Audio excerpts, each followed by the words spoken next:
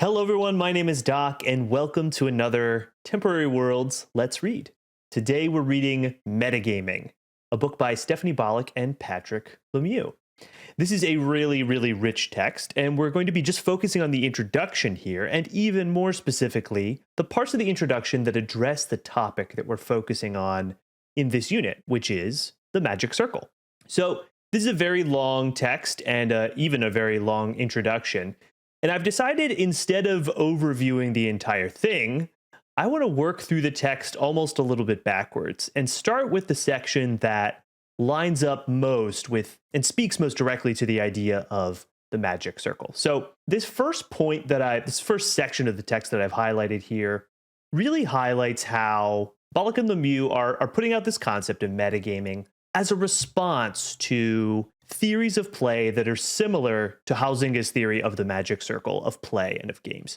In this specific instance, they're focusing on the work of Bernard Suits, who wrote a book in 1978 called The Grasshopper: Games, Life, and Utopia. And to summarize Suits' theory of play, and they quote Suits as writing that playing a game is a voluntary attempt to overcome unnecessary obstacles. This means that for Suits, he's essentially saying that play is freely chosen and games consist of optional constraints. And Boluk and LeMieux essentially say that Suits is, quote, setting sail for a magic circle called Utopia, and that this form of play that Suits is putting forward is idealistic, very much like Huizinga, idle, it is not a sort of working kind of a thing, it's very different from work, and it's idyllic. It's this sort of fantasy of what play could be. But the essential turning point for them here comes in this next paragraph, and they ask, has there ever been a game that is absolutely unnecessary, immaterial, and ahistorical? Have there ever existed players able to resist involuntary action like the process of metabolism or the forces of gravity? And this is the sort of beginning of their more substantial objection. And they basically say that whenever we play a game, it's so rare for us to ever be totally disconnected historically and materially from play, right? They list that the health benefits of recreational play, the technical particularities of graphics processors for computer games, the shared strategies of two opponents, or the monetization of a sports broadcast are just a few examples of the logistical and pragmatic constraints which perforate the magic circle and conflate leisure and labor, play and practice into a hybrid form. So essentially, this is their critique of the magic circle. And in place of a magic circle, they propose the term metagaming, which draws attention to the connections between the world of playing games and perhaps the more material world in which we live. And essentially, this term metagaming is meant to really actually give back some freedom to that experience of play that Boluk and LeMieux feel has been lost. They identify a problem in contemporary playing and gaming cultures, especially around computer games, right? They write here in this earlier page, and even though metagames have always existed alongside games, the concept has taken on a renewed importance and political urgency in a media landscape in which video games not only colonize and enclose the very concept of games, play, and leisure, but ideologically conflate the creativity, criticality, and craft of play with the act of consumption.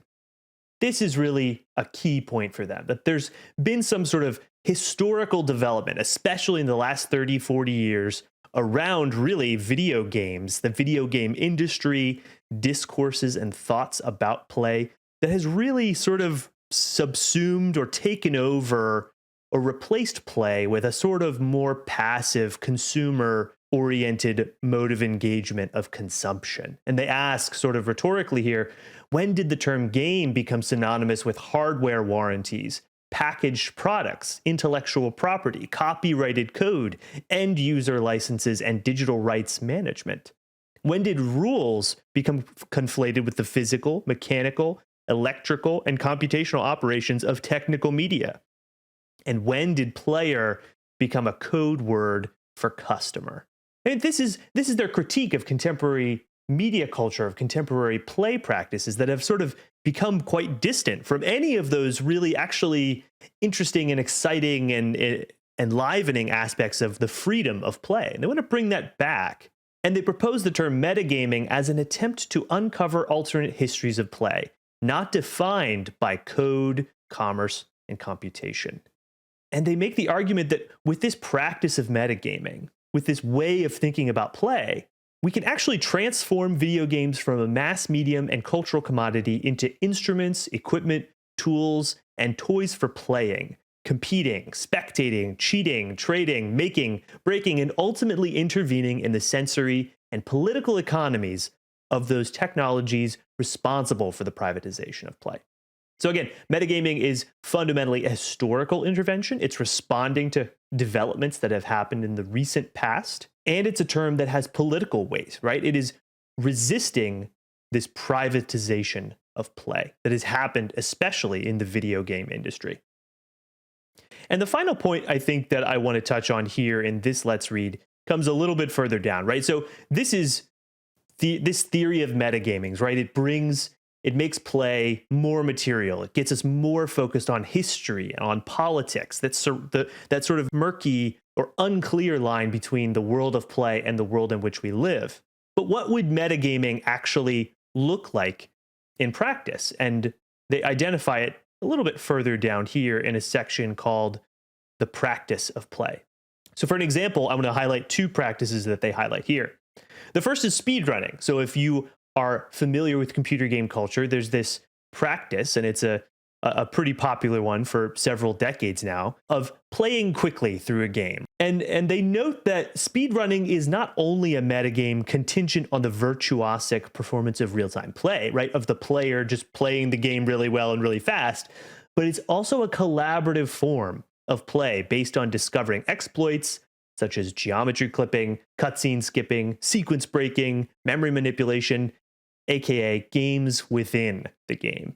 I think this is really important because it highlights how metagaming as a practice is not just a thing that you do on your own, but also very much a community and a social act that relies on the work and the performances and the knowledge and the skills of other players. That's a really essential part of metagaming as they theorize it in this book. And if that's a sort of positive idea of what metagaming can be, and a sort of well-accepted metagame within current video game culture, Boluk and LeMieux are also really careful to point out that there are some metagames that are essentially discouraged or even sometimes attacked or vilified within contemporary gaming culture. And this gets really to the political aspect and the political focus of the concept of metagaming. In this section of the introduction, they're previewing the chapters of their book. And in the 6th chapter of metagaming, they talk a lot about feminist work and criticism of video games. And this actually connects back up with the concept of the magic circle. They cite Eric Zimmerman here, who argues that basically no one really believes in the magic circle in this very pure and distant way, and that there's actually a much bigger phenomenon of the magic circle jerk, the person who says, oh, the magic circle is false. But they make the really good point that there's actually significantly large, or at least very vocal portions of gaming culture and fandoms that have a desire for an ahistorical, escapist game space, and that doesn't want to engage with the political and historical implications of games, what they represent, and the kinds of criticism and thinking that people want to do with games, especially when that work has a feminist, anti-racist, anti-colonialist bent to it. So anyway, I hope you've enjoyed this Let's Read. I hope it's inspired you to read more, and I hope it's helped you think differently about games and play. If you're interested in more Let's Reads and thoughtful, creative metagames about gaming content, make sure you to subscribe here on YouTube and give us a follow on Twitter at @temp_worlds. Thanks for watching.